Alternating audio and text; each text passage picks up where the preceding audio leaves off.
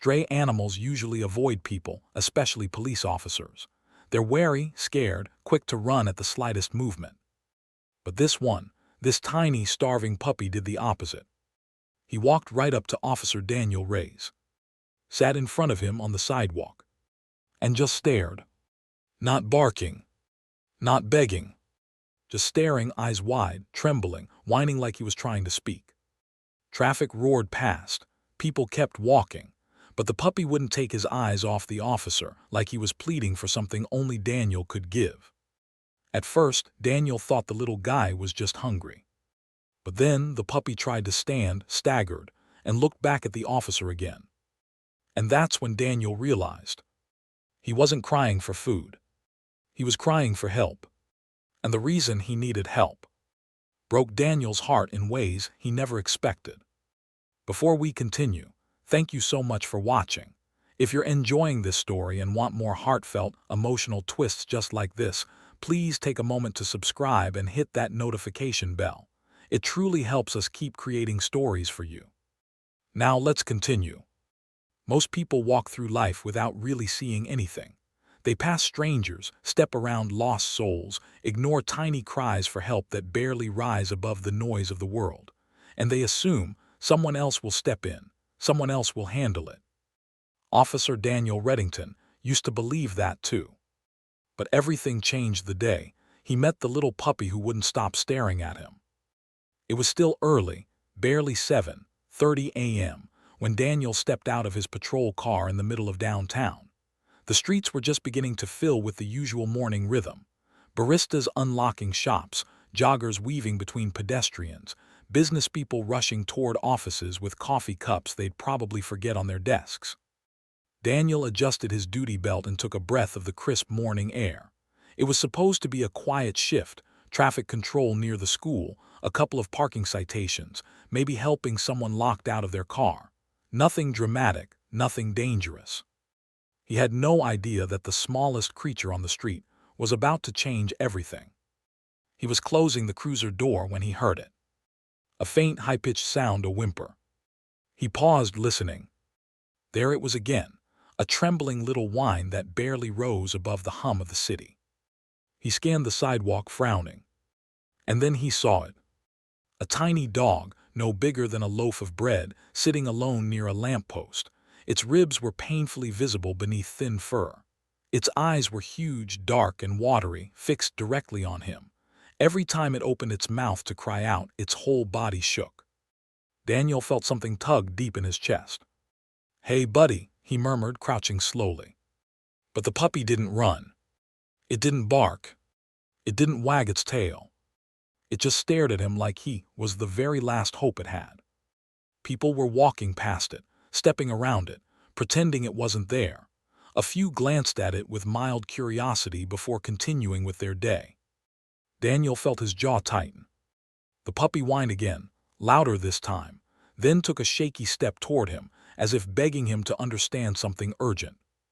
"Easy there," Daniel said gently, lowering himself to one knee. He removed his gloves, showing his palms. "It's okay, I'm not gonna hurt you." The puppy hesitated, then dragged itself forward, literally dragged, because one of its hind legs wasn't working properly. It stumbled, nearly collapsing on the pavement, but refused to look away from him. And then, just as it reached his boots, it lifted its tiny face toward him and cried again. Not a bark, not a growl, a cry. A cry that sounded like please. Daniel swallowed hard. He'd seen injured animals before, of course. He'd rescued dogs hit by cars, cats stuck in trees, even a raccoon once, but this felt different. This puppy wasn't just hungry or cold. This puppy was desperate. He slowly extended his hand. The puppy sniffed him, then, unexpectedly, licked his fingers once before backing away a step. Not running. Not hiding. Backing away as if to say, "Follow me." Daniel blinked. "Where are you trying to take me, little guy?" The puppy whined and limped toward the alleyway beside a bakery. Daniel hesitated. His shift had barely started. Technically, he was supposed to stay in the main square. But the puppy turned and looked back at him again, its eyes pleading. Something inside Daniel snapped. "All right," he muttered, "lead the way." The puppy disappeared around the corner, limping as quickly as its little body allowed. Daniel followed, stepping into the narrow alley. The smell hit him first: garbage, metal, something burned. A dumpster sat crookedly against the wall. The alley was quiet, shadowed, almost eerily still compared to the busy street outside. The puppy stopped near a stack of broken pallets and turned to look at Daniel.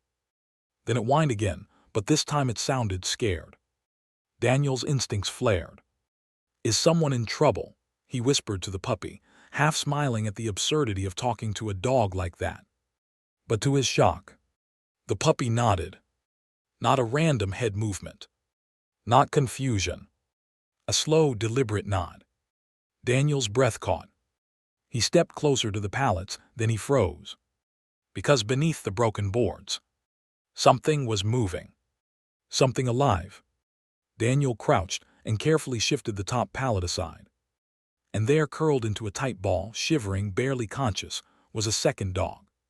Not a puppy. A mother dog. She was skeletal, her fur was patchy, her breath was shallow. One of her front paws was twisted at an unnatural angle, clearly broken. Her eyes flickered open for just a second. When she saw Daniel, she didn't growl. She didn't bark. She simply pressed her head closer to the puppy who stood beside her, like she was saying, "Take care of my baby." Daniel's heart cracked open. Oh no, girl, what happened to you?" The mother dog trembled weakly and closed her eyes. The puppy immediately pressed its tiny body against her, whining frantically. Daniel grabbed his radio.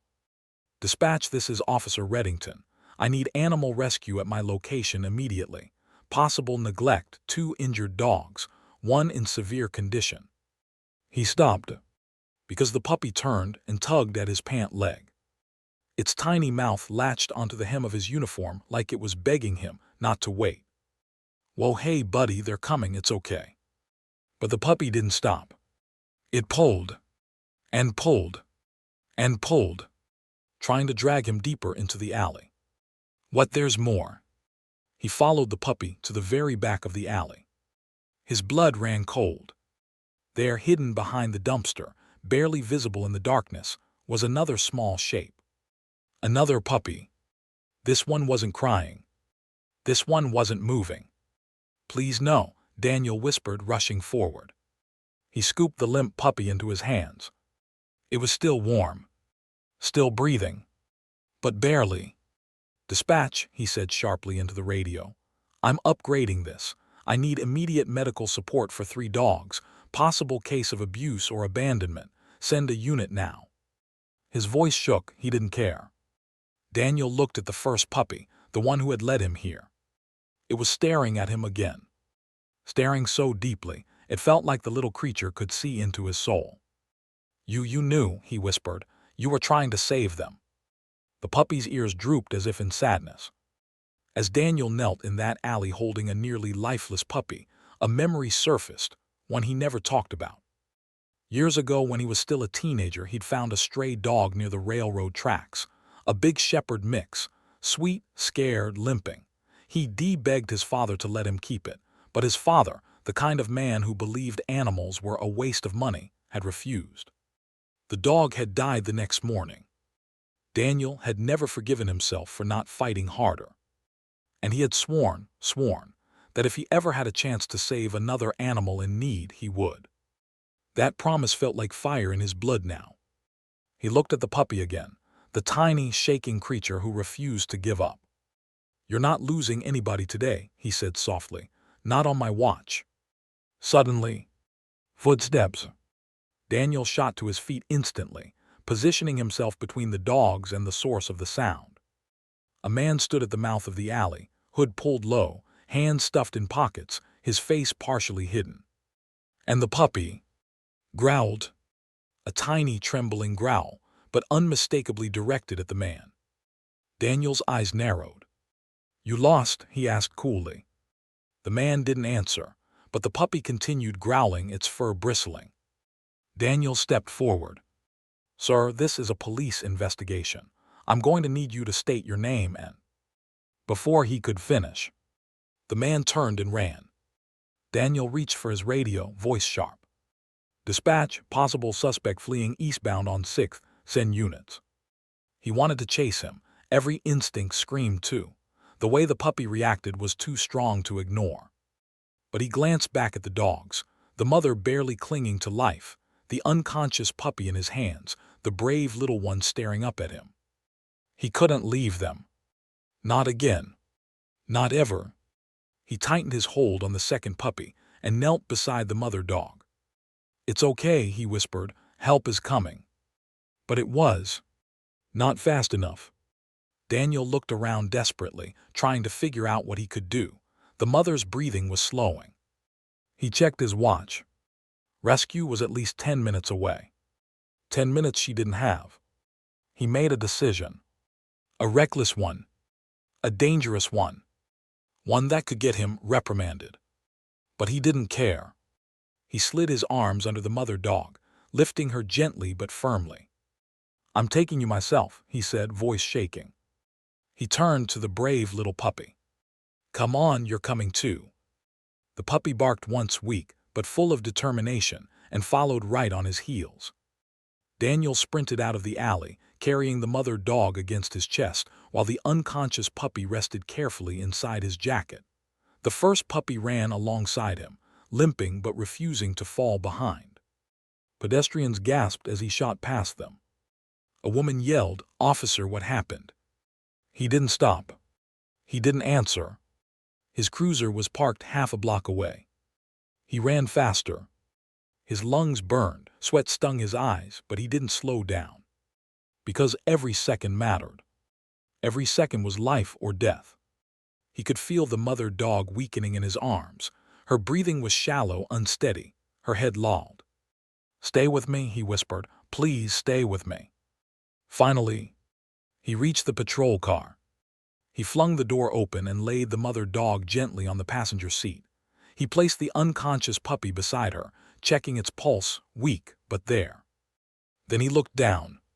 The brave puppy had climbed up beside the door, whining and pawing at the seat like it wanted in too. Daniel scooped it into the car. Buckle up, he murmured breathlessly. I'm breaking every speed rule today. He slammed the door, jumped into the driver's seat, and floored it. Sirens wailed as he raced through intersections. Hold on, he whispered to the dogs. We're almost there. The mother dog shuddered softly. Her eyes opened just a sliver, looking at the puppy she had tried so hard to protect. Then her gaze shifted to Daniel. And in that fragile second he felt it. A thank you. A goodbye. No, Daniel choked. Not yet, not yet. The puppy beside her let out a heartbreaking cry. And Daniel realized. He was crying too. Because he knew.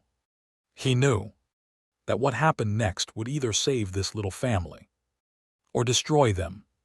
Officer Daniel Reddington burst through the doors of the emergency veterinary hospital like he was carrying a child instead of a dying dog.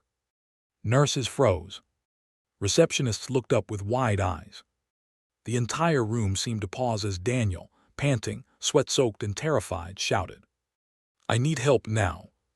A vet tech sprinted forward. What happened? Daniel carefully laid the mother dog on the exam table. Her breaths were faint, uneven, almost non-existent. The unconscious puppy was tucked inside Daniel's jacket, and the brave little one stood by his boots, whining uncontrollably. They were abandoned, Daniel said, fighting to keep his voice steady. One is severely malnourished, one is unresponsive, and the mother. His voice cracked. She needs you to save her. The tech didn't ask another question. She sprinted to the double doors and yelled, Doctor, LOPZ, Trauma Room 3 now. Within seconds, a veterinarian in scrubs rushed in and assessed the scene. She gently lifted the mother dog's paw, pressed along her ribs, checked her gums, then looked Daniel in the eyes. How long has she been like this? I don't know, Daniel said, but she stared at me before she passed out, like she was begging me not to leave.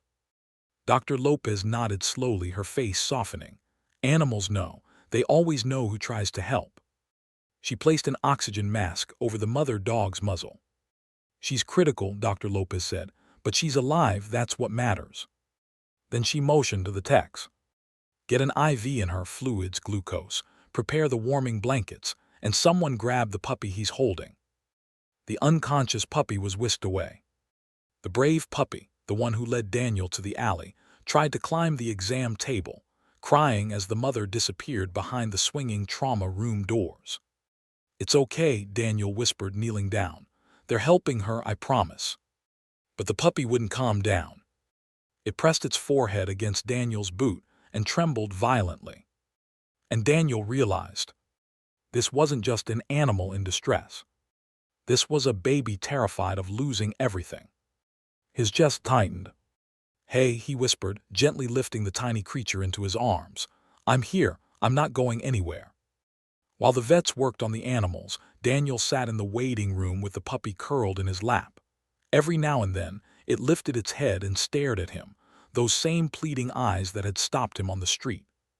20 minutes later, a young vet tech approached him. Officer Reddington. Please, Daniel said, tell me they're okay. The tech exhaled carefully. The puppy you brought in unconscious, he's stable now, dehydrated and starving but no internal bleeding. He's going to make it. Daniel nodded, relief washing over him. And the mother? The tech's expression darkened. She's fighting, it's bad, but she's fighting. Daniel swallowed hard. Then the tech hesitated. There's something else. Daniel frowned. What is it? She pulled out a small, clear evidence bag. Inside was a length of thin rope. Where did this come from? Daniel asked. It was embedded in the skin around the mother dog's back legs, the tech whispered. Someone tied her to something for days, maybe weeks. Daniel felt something cold and volcanic erupt in his gut. And there's more, she said quietly. The mother is showing signs of blunt trauma. Someone beat her, hard. Rage flooded Daniel's veins. And the puppies? He asked tightly. They're malnourished, because she couldn't move to find food herself. She must have crawled out of whatever she was tied to, just far enough for them to hide. Daniel closed his eyes. The puppy in his lap whimpered and pressed its nose against his chest. Whoever did this, Daniel said, voice shaking with fury, is not walking away. And then he remembered. The man in the alley. The way the puppy growled at him. The way he fled the moment he saw Daniel. He did it, Daniel whispered. That man, the puppy recognized him. The vet tech's eyes widened. Do you know who he was? Not yet, Daniel said, standing up, but I'm about to. Daniel replayed the man's face in his mind, the jawline, the scar near the eyebrow, the hoodie, the limp in his left leg. He grabbed his radio. Dispatch, I need surveillance pulled for the alley at Maple and 6th, approximately 07:32. Suspect wearing a gray hoodie, male, average build, possible injury on left leg. I need all units looking out. Copy that, Officer Reddington. Daniel paced the waiting room like a caged animal, the puppy following him anxiously with every step. If the man came back, if he tried to retrieve something he had left behind, Daniel would be ready. But more than justice, he needed the mother dog to survive. Because he knew exactly what would happen to the puppies if she didn't. Shelters were overflowing, even well-meaning rescues struggled, without her. They were alone, just like he had been once. When Daniel was 9, his father had left. No explanation, no note, just gone. Daniel remembered sitting on the front steps with his little backpack, waiting for his dad to return from his small trip. His mother had cried for 2 months straight. Daniel had promised himself, if I ever have a family, I will never leave them. That vow echoed now as he looked at the trembling puppy at his feet. You're not losing family today, he said softly, not if I can help it. And almost as if the puppy understood, it placed one tiny paw on his boot like a handshake. An hour passed. Then the trauma room door opened. Dr. Lopez stepped out, removing her mask. Daniel shot to his feet. Doc, please tell me. She smiled a tired, emotional smile. She made it. Daniel exhaled so forcefully his whole body shook. He brought a hand to his face, pressing his forehead as relief washed over him. She's still weak, Dr. Lopez continued. But she responded to fluids and oxygen. She's a fighter. You got her here just in time. The puppy barked a tiny squeaky bark, as if celebrating. Dr. Lopez crouched and pet the brave little dog. And you, she said gently, are the reason she's alive. Daniel swallowed hard. Can I see her? He asked. Dr. Lopez nodded. Only for a moment, she needs rest. Daniel followed her to the recovery room. The mother dog lay wrapped in warm blankets, an IV in her foreleg. Her breathing was steadier. Her eyes fluttered open when Daniel approached. The brave puppy scrambled up the side of the bed and nuzzled her face. The mother licked him weakly, her tail tapping the blanket once, twice. Daniel didn't realize tears were falling until Dr. Lopez quietly handed him a tissue. They trust you, she said softly. He wiped his face and chuckled. Feels like I didn't save them, they saved me. Dr. Lopez studied him. Are you planning to file a report for abuse? Daniel's eyes hardened. Oh, I'll do a lot more than that. Suddenly, his radio crackled. Officer Reddington, we found something. Daniel's posture snapped upright. Go ahead. A witness saw a man matching your suspect description behind the old warehouse on 5th. He was carrying rope and something else. What's something else? A duffel bag, large, heavy, stained. Daniel's stomach dropped. Is he still there? Negative, but we found fresh tracks heading toward the railroad. I'm on my way, Daniel said. He turned to Dr. Lopez. Keep them safe, don't let anyone near them. We won't, she said firmly. Daniel knelt to the brave puppy. You guard your mom and your brother, okay? The puppy stared at him with fierce, loyal eyes. Daniel placed his palm on its tiny head. I'll be back. Then he stood, jaw clenched, and walked out with a fury he hadn't felt in years. It was raining when Daniel arrived at the warehouse. Officers were combing the area with flashlights. He knelt beside the tracks in the mud. A fresh boot print. Same pattern as the man from the alley. Daniel stood and scanned the street. He saw movement behind a stack of crates. Stop, police. The figure bolted. Daniel sprinted after him. His boots pounded the pavement. Rain slapped his face. The suspect leaped over a fence, stumbled, tore his hoodie, then kept running. Daniel closed the gap. Stop right there. The man turned sharply down a narrow alley, the same alley where Daniel had found the dogs. A fitting place for the end. The suspect slipped on wet concrete and fell hard. Daniel was on him in seconds, pinning him to the ground. Get your hands behind your back. The man screamed, It wasn't me, they're just dogs. Daniel's blood boiled. Just dogs. He hauled the man upward and slammed him against the wall. You tied her down, Daniel growled. You starved her, you left those puppies to die. They're worthless, the man spat, just strays. Daniel shoved him again, harder. Not to them, he hissed, and not to me. Officers cuffed the man and dragged him away as he spewed excuses. Daniel didn't hear them. He was already walking back through the rain with one thought. I'm bringing them home. 2 days later, the dogs were cleared for release. The mother dog walked slowly but proudly on her bandaged leg. The unconscious puppy was now energetic. And the brave one. He stayed glued to Daniel's boot like it belonged there. Dr. Lopez approached with adoption papers. They're healthy enough, she said, but they can't go back to the streets. Daniel smiled, already knowing his answer. They're not going back to the streets. You're adopting all 3, she asked, surprised. Daniel crouched, letting the puppies crawl into his lap. They're a family, he said softly. I'm not breaking them up. The mother dog nudged his hand, licking his fingers gently. And Daniel whispered, You saved them, little warrior. The brave puppy barked proudly, the tiniest hero in the world.